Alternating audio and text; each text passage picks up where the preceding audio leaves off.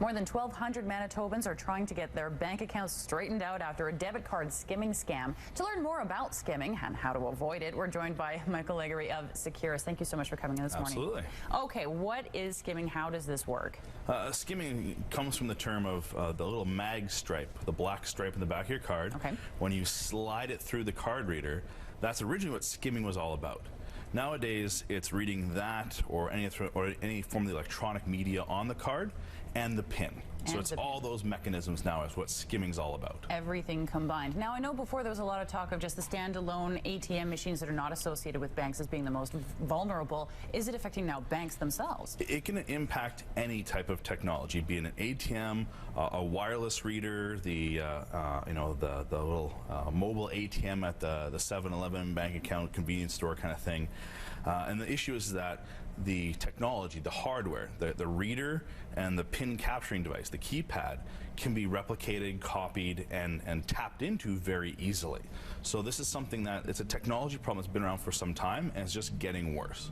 Okay, so even those small little handheld devices are just as susceptible. Yeah, so again, what happens is that the little reader, somebody can put in a secondary skimmer, a secondary reader. So when the card gets swiped through, it not reads just for the machine, but reads and gets stored secondary as a backup locally, or they send it to a phone or remote storage.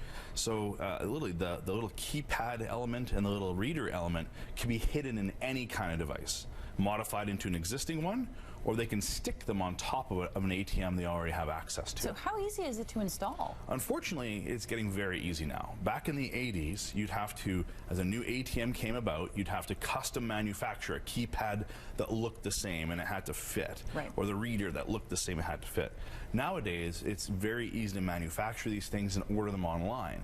So to become a criminal, it's becoming much easier, and they're just simply sticking it on, and many folks don't notice. If you don't go to the ATM every day, when it just looks slightly out of place, you may not realize that that's a skimmer on top. Okay, good to know. Now, there's a difference between credit cards and debit cards, correct? Yes, the technology is slightly different, and the networks supporting them are different. So the way the security systems work is slightly different, but fundamentally the technologies have the same weaknesses.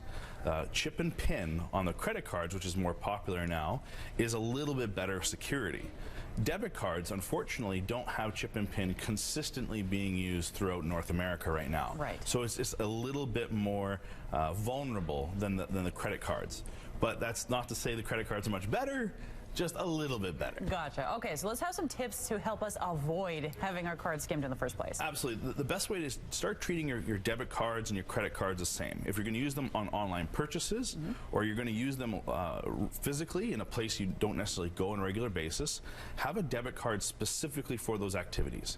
Don't have your banking, your savings, your spouse's accounts, everything linked. Okay. Have one card with one account and use that for those transactions. So if something does happen, they clean out only one account. They don't get access to all your banking information. Okay. So that's critical.